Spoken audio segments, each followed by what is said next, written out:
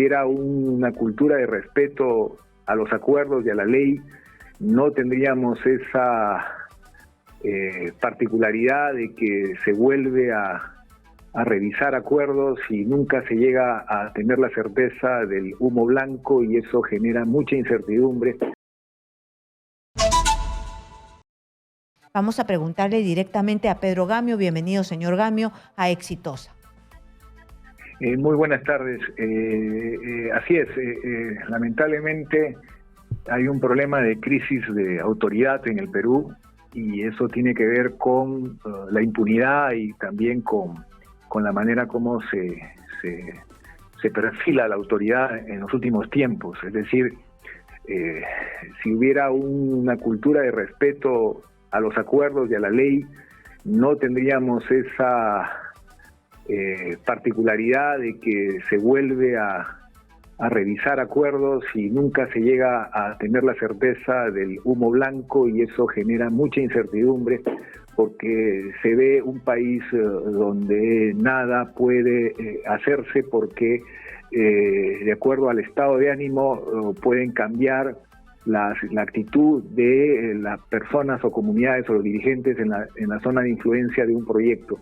Y eso el Estado tiene que hacer labor de docencia para, evidentemente, la misma seguridad jurídica que se da en las ciudades se dé también en el campo donde se desarrollan proyectos que están sujetos a una rigurosa fiscalización y que implican para el país el ingreso indispensable para mantener presupuestos como educación y salud o seguridad en momentos en que no podemos cubrir las necesidades de muchas personas que tienen un nivel de atención en salud y en educación que no es el que los peruanos deben tener para garantizar el futuro. Muy bien, esto es una inversión de 5.500 millones de dólares. Esto ha pasado por varios procesos, varias veces ya han obtenido un sinnúmero de permisos. Ya este es el último permiso que les hacía falta, se lo dieron hace 20 días. ¿Por qué han retrocedido? ¿Por qué los ministros, el ministro de Agricultura y el asesor principal de Castillo va y le dan un ultimátum y quieren que les quite las aguas? ¿Qué significa quitarle las aguas, el permiso de aguas a Quellaveco? Bueno, significa que un insumo indispensable para la operación deja de tener la certeza que se cuenta con ello. Es decir, no existe minería sin agua. El agua es fundamental, es un insumo fundamental, y en la medida en que se garantiza con múltiples acuerdos por los estándares que tiene el Perú que este proyecto, que está monitoreado, que está fiscalizado, que garantiza, que va a asegurar respetar suelo, viento, calidad de aire, y está sujeto a constante control, y esos acuerdos que se han celebrado no se respetan y estamos constantemente generando inestabilidad, es porque hay un problema de crisis de autoridad y del Estado de Derecho en el Perú, que es fundamental corregir. Y eso tiene que empezar por la autoridad. La autoridad tiene que ser predecible, tiene que ser capaz y tiene que ganarse el respeto y la confianza. Por eso es que en el Perú también sería necesario un registro de acuerdos, para que la autoridad sepa perfectamente dónde hay un acuerdo ya cerrado y esos acuerdos sean respetados y honrados, y el propio Estado le exija esa ética de ida y de vuelta, es decir, que las comunidades también se den cuenta que tienen un compromiso con el país. Muy bien, entonces, ¿cómo es posible que cuando ya todo está cerrado y oleado, cerrado, sacramentado, todo, ¿no? Y estamos hablando de la empresa Anglo American, que yo por lo que he escuchado es una empresa que cubre todos los estándares de seguridad, ¿o me equivoco? Bueno, es muy fácil de verificar eso. Son empresas que no solamente están cumpliendo leyes peruanas, sino que tienen una cultura corporativa que hace que en algunos aspectos tengan prácticas incluso mayores que las que se exigen en el Perú. Y eso es verificable a través de OEFA, a través del sistema de fiscalización ambiental y a través del rendimiento de cuentas e informes que se hace periódicamente. Lo que pasa es que en el país tenemos una realidad dual. A estas empresas se les exige con mucho rigor, pero somos ciegos y sordos con lo que la minería ilegal está haciendo, causando serios estragos a la población y a fuentes de agua vitales para la vida y la salud de las personas. Entonces, hay problemas de gobernabilidad en el país y esto no es una buena señal, que empiecen a dar marcha atrás en acuerdos que ya se han tomado. Eso genera todo un caldo de cultivo que lleva luego a la violencia y a una imagen del Perú muy negativa, cuando necesitamos esos ingresos hoy más que nunca, que vivimos una crisis internacional y en el Perú estamos frente a problemas como la subida del precio de la electricidad en 21%, sobre todo para la industria, la minería, el problema de abastecimiento de productos como los combustibles. Hay una serie de problemas. A esto se le suma que no hay respeto entre los peruanos porque los acuerdos no son honrados, son muy malas señales. El Estado tiene que hacer su trabajo con un registro de acuerdos y un mecanismo que permita que esos acuerdos sean respetados. Yo no digo que la ministra de Agricultura no se presente en el lugar para tratar de contener los conflictos, tampoco que no vaya el asesor, pero de que den un paso así de complicado y que dejen en el limbo a Quellaveco tampoco es lo óptimo, ¿no? ¿Cuál era lo mejor? ¿Qué era lo mejor que se podía hacer? Llevar un grupo de diálogo y decir, nosotros ya tenemos los acuerdos firmados, esto es lo que va a pasar, no se va a retroceder. ¿Cuál era el camino? El camino es usar una línea de comunicación de ministro a ministro, como la ministra de Energía y Minas, y no trabajar cada sector por su lado. O sea, este desorden nos pasa factura. Si las comunidades ven un Estado que actúa coordinadamente, es otra la actitud. Pero si se consigue o se avanza por un lado y por otro lado se va en sentido contrario, el país no camina. Entonces, usted me está tratando de decir que la ministra de Agricultura no tiene vela en este entierro, ella no debió ir sola. Debió coordinar con el Ministerio de Energía y Minas para tener una política como poder ejecutivo articulada y no generar conflictos internos, porque lamentablemente si una comunidad o un dirigente que no necesariamente está respondiendo a lo que todos esperamos, abre una ventana por un sector y cierra una puerta por el otro lado, esto es caótico, ¿no? Muy bien. Y ahora, ¿han hecho todos los estudios para que el Valle del Tambo no se vea perjudicado? Porque esa es la bandera que levantan pues los agricultores y las personas que están en contra de el inicio de operaciones de Quellaveco. Y estas autoridades de Islay. Esto es Islay, ¿no? El Tambo es Arequipa, pero Islay, de todas maneras... Discúlpeme, Islay. Sí, de todas maneras tiene usted razón. Hay un estudio de impacto ambiental, hay una suma de acuerdos importantes, es un proyecto paradigmático porque es la primera vez que un proyecto minero en el Perú sale atendido con energía renovable, energía eólica. Es un acuerdo modelo que está saliendo adelante. Entonces, hacemos mal en dispararnos a los pies. Y estos temas ya han sido vistos, no es un tema nuevo. Entonces me preocupa que vayan por un ministerio cuando ya por el otro ministerio existe un conjunto de acuerdos que se tienen que honrar. Estamos frente a un mar de contradicciones que afectan la seguridad jurídica y al final pueden generar un impacto en los ingresos que el país considera indispensables para la gobernabilidad. Repito, asignamos un presupuesto que es la mitad de lo que se necesita en salud, la mitad de lo que se necesita en educación y encima estamos poniéndolo en riesgo. Entonces esto es ilógico, esto es un contrasentido y el Estado tiene a través del gobierno que mejorar su capacidad de gestión y de articulación.